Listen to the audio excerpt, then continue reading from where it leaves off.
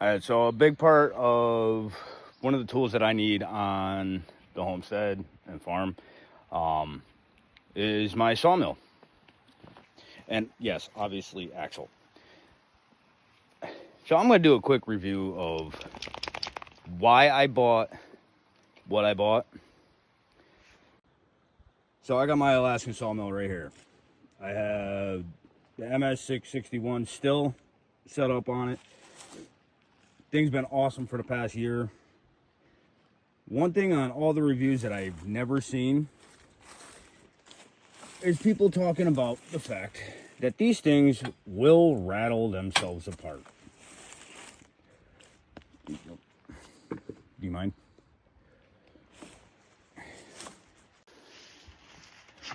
So not only do you have to do your maintenance on your chainsaw, periodically tightening,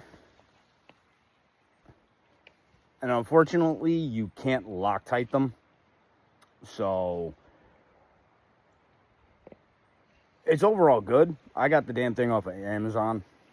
It's been good for a year and a half, but the only problem I have with them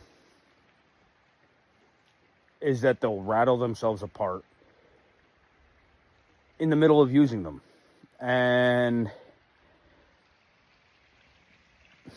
if you don't have extra nuts,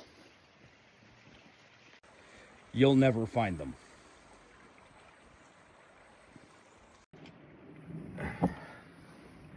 So now for the reasons why I got the Alaskan sawmill.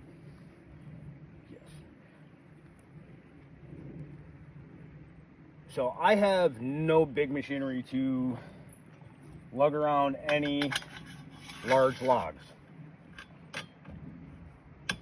It's all done by manpower, chains, hoists, and things like that. So with this, I can bring it to where I need.